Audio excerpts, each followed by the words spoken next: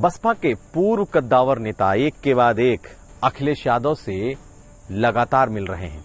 क्या है इन मुलाकात के मायने और आज कौन मिला है अखिलेश से, हम ये बताएंगे। हम आपको ये भी बताएंगे कि जितिन प्रसाद को सरकारी बंगला तो अलॉट हो गया, लेकिन उस बंगले की भी एक कहानी है, ये भी जानिए। और साथ साथ पूर्वांचल एक्सप्रेसवे का उद्घाटन अभी तक सरकार ने नहीं किया, लेकिन अखिलेश यादव की गाड़ी उस पर फर्राटा दौड़ी।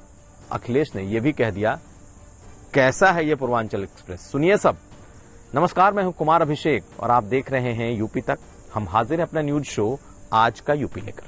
अखिलेश यादव ने आज एक तस्वीर ट्वीट की और ये तस्वीर आरएस कुशवाहा की थी। आरएस कुशवाहा बसपा के बड़े नेता रहे, बसपा के प्रदेश अध्यक्ष रहे, कई इलाकों के कोऑर्डिनेटर रह चुके हैं, पुराने बहन जी यानी कि मायावती के ट्रस्टेड हैंड रहे हैं। लेकिन आज एक तस्वीर आई और उस तस्वीर में आरएस कुशवाहा भगवान की एक मूर्ति अखिलेश यादव को भेंट कर रहे हैं और सप्रेम भेंट की ये तस्वीर आज ये ट्वीट हुई।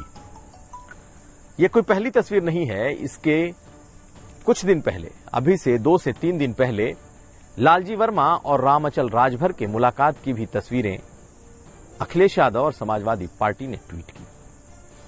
ये तीनों ऐसे नेता हैं जो बसपा के बहुजन समाज पार्टी के कभी बैकबोन रहे। प्रदेश अध्यक्ष से लेकर बड़े बड़े मंत्रालय इन तमाम नेताओं ने संभाले हैं, लेकिन मायावती से इनका मोह भंग हो चुका है या मायावती ने इन्हें पार्टी से बाहर कर दिया है। ऐसे नेताओं की मुलाकात लगातार अखिलेश यादव से हो रही है और बीएसपी के अगर ऐसे बड़े ट्रस्टेड हैंड समाजवादी पार्टी जा रहे हैं तो सचमुच बसपा के लिए एक सीरियस क्राइसिस जैसी स्थिति है। हालांकि बसपा का जो वोट बैंक है वो उसके साथ अभी तक रहता आया है, लेकिन क्या ये चुनाव वैसे ही रहेगा, ये कुछ बदलेगा?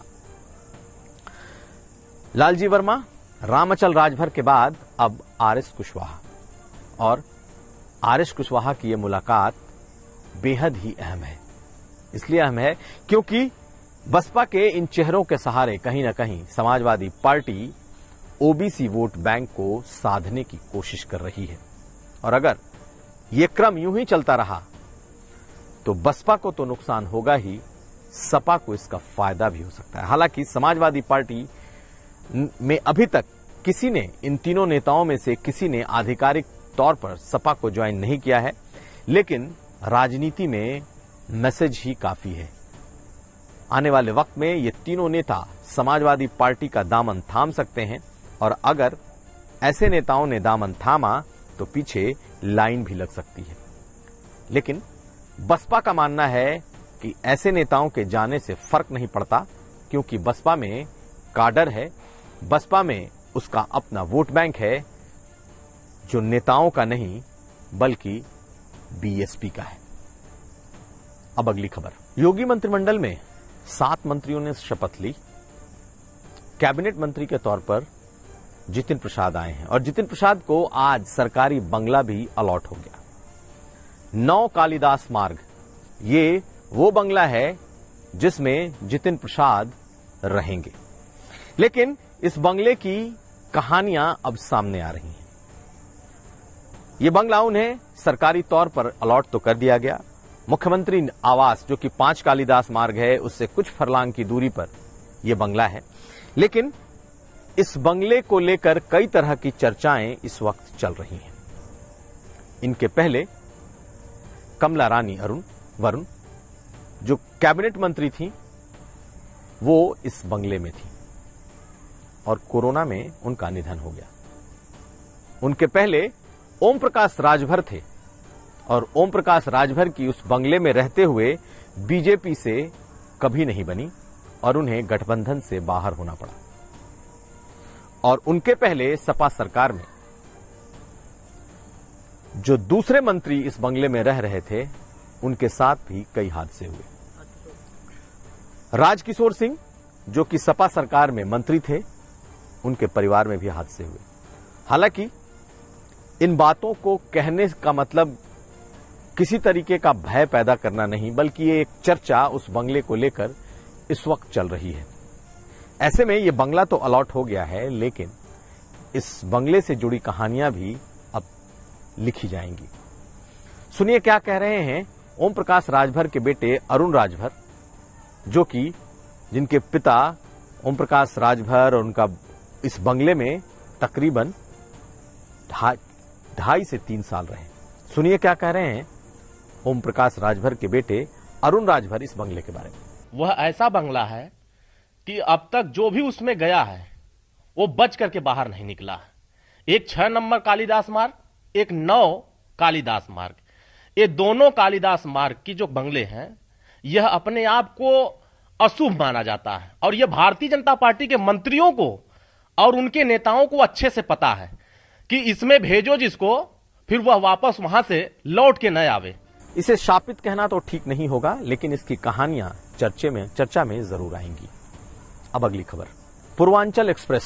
जी हां, जिसकी चर्चा यह है कि ये योगी आदित्यनाथ सरकार का वो एक्सप्रेसवे है जिसे 2022 के चुनाव में योगी सरकार शोकेस करेगी कि उन्होंने अपना एक्सप्रेसवे कैसा बनाया है। क्योंकि 2017 के चुनाव में अखिलेश यादव ने लखनऊ आगरा एक्सप्रेसवे जो बनाया था उसकी चर्चा पूरे देश और दुनिया में हुई, और आज भी लोग उसकी तारीफ करते हैं।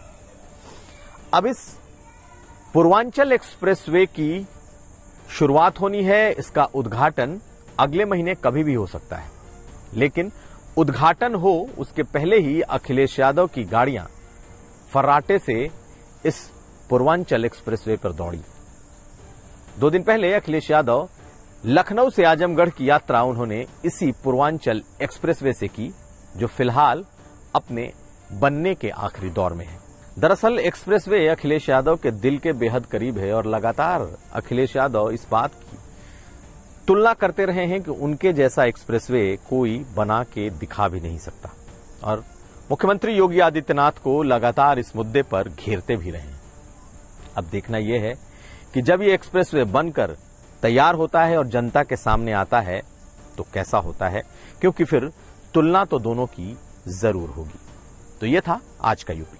हम हाजिर थे अपना न्यूज शो आज का यूपी लेकर, हम फिर हाजिर होंगे, लेकिन हम आपको ये बता दें कि आप हमारा वेबसाइट www.uptak.in लॉगिन करना ना भूलें, क्योंकि हमारे अब इस वेबसाइट पर आप सिर्फ खबरें देख ही नहीं सकते, बल्कि खबरों को पढ़ भी सकते हैं। नमस्कार।